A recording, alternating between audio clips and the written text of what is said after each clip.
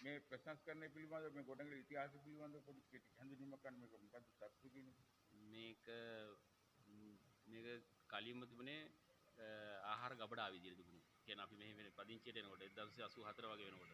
ඒකට ආහාර ගබඩා විදියට තියෙන එක තමයි පහුගිය කාලේ ඊට පස්සේ නැවතත් ග්‍රාම සංවර්ධන සමිතිය වර්ල්ඩ් විෂන් ආයතනයත් එක්ක එකතු වෙලා මේක රැස්වීම ශාලාවක් විදියට ප්‍රතිසංස්කරණය කරලා ගත්තා. ඒකට අවුරුදු දැනට අවුරුදු 30කට විතර කලින් ඊට පස්සේ මේක සම්පූර්ණව ජරාවාස වෙලා තිබුණ මේ ගොඩනැගිල්ල.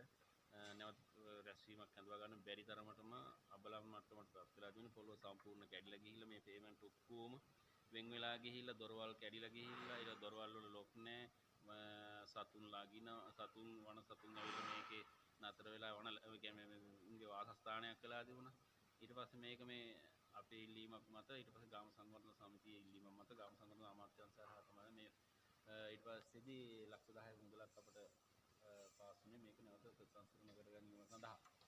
දැන් මේක ප්‍රතිසංස්කරණය කර ගැනීමේ කටයුත්තේ දැන් වහලා අපට සකස් කරගන්න සල්ලි මදි.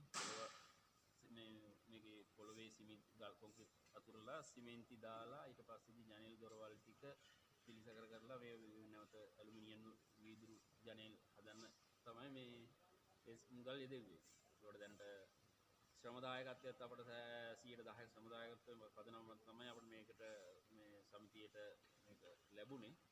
කොහොමද ඉතින් ලොකු මහන්සියක්ලා දැන් මේක අවසාන අදියරේ තියෙන දැන් හිට මේක අනවසර 12 වෙනිදා මේක නැවතත් ආපහු මේක විවෘත කිරීමට බලාපොරොත්තු වෙන මේකට කටයුතු අවසන් මේ දැන් මේ කඩනමින් ගම් සියලු දෙනා එකතු වෙලා මේ දැන් මේ 12 වෙනිදා මේක මේ විවෘත කිරීමට තමයි ඔබ සියලු දෙනා කඩනමින් වැඩ කටයුතු මේ කරන්නේ. ඔක්කොම මේ මහන්සියලා කවුරුත් මේ යුතුය වැඩ කරන්නේ ඒකට තමයි.